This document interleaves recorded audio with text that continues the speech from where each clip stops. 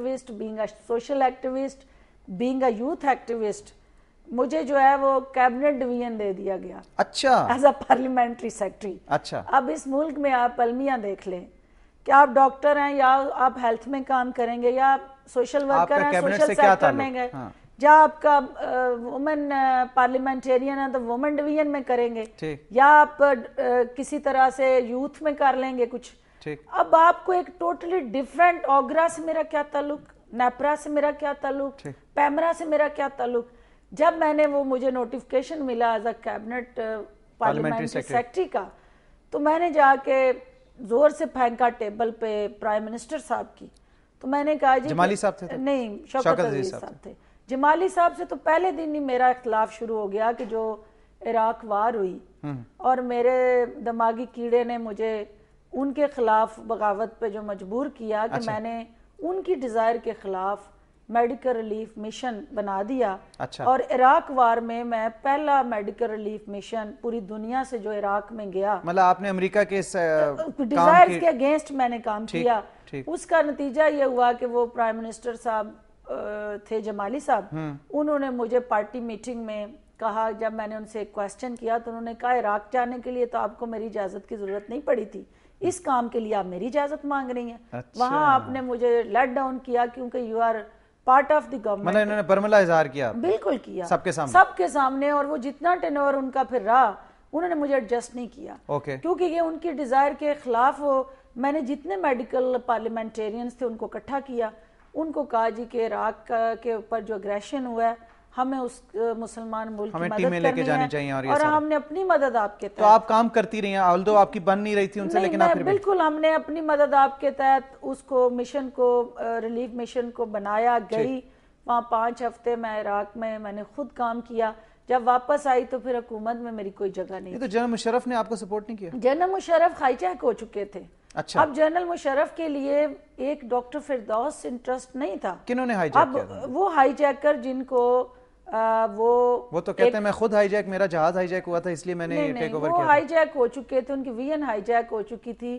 کس نے high Jack? Chaudhry برادران کے ہاتھوں. اچھا, چودھری برادران. کیونکہ وجہ یہ تھی کہ وہ آئے تھے ریفارمر بن کے. ٹھیک, انہوں نے کہا کہ میں ریفارمر ہوں. ٹھیک, اتنے آسان طریقے سے چودھری برادران نے ان کو پولیٹیشن بنایا کہ جب وہ ریفارمر سے پولیٹیشن بنے تو پوری دنیا نے دیکھ لیا کہ ایک شخص جو گراؤنڈ میں کھیل رہا تھا اور اس کو کوئی خطرہ نہیں تھا, وہ کھل کے کھیل رہا تھا کہ میں بولڈ ہوں گا یا چھکے پہ چھکا لگا رہا تھا, اس کو اتنے خوبصورتی سے بند گلی میں لے آئے کہ اس نے پھر ٹھک ٹھک کرنا شروع کیا کہ میں کہیں آؤٹ نہ ہو جاؤں, اور بیک فٹ پہ گئے. اور الٹیمیٹلی اس کا رزلٹ آپ نے دیکھا کہ وہ تمام پالیسیز جو 99 سے آنورڈ جب ٹیکنوکریٹ گورنمنٹ تھی تو وہ کچھ انڈیکیٹرز آپ کے بہتر ہوئے.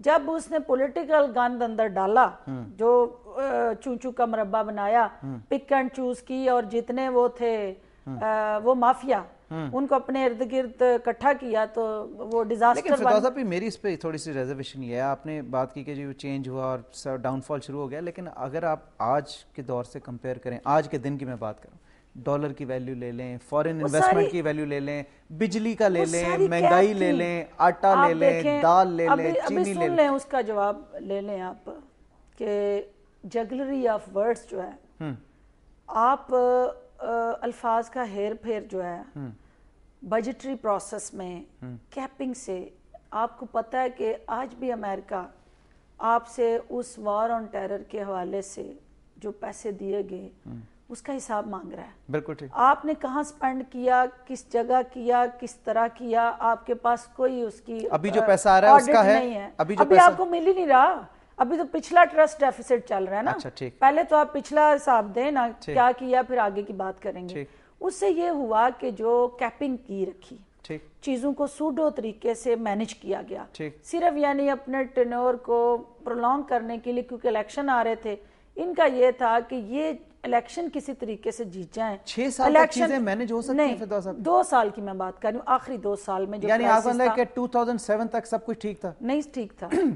کب سے خرابی شروع؟ یہ 2004 کے لاسٹ میں جو آپ کے سٹاک ایکسچینجز تھیں ان میں, جس میں ایک صرف موقع دے دیں مجھے, کہ جتنا امیر اور غریب کے درمیان گیپ تھا وہ بڑھتا گیا اس ٹرنور میں آیا starting from 2002 up till 2005 and 7 وہ ایک کتنا بڑا گیپ تھا کہ جو ایک غریب کے پاس ایک مرلہ زمین میں وہ گھر بنا لیتا تھا وہ پراپرٹی جو مافیا تھا سٹاک ایکسچینجز تھیں جو آپ کے بینکنگ سیکٹر تھا اس نے ایسی وہ گیمبلنگ کی کہ بظاہر تو وہ انڈیکیٹرز اوپر آتے رہے ڈالر سٹیبل نظر آتا رہا لیکن وہ ساری شارٹ ٹرم سٹریٹجیز تھی ان کو پتا تھا کہ ہم لانگ ٹرم نہیں کھیل سکتے اس کے جو فال آؤٹ فیکٹ تھے وہ پھر اگلی آنے والی گورنمنٹ کو بھگتنے تھے لیکن دے ور ویری مچ شیور کہ ہم نہیں آنا ہے ہم اس کی ہیلنگ اینڈ ریپیئرنگ کر لیں گے.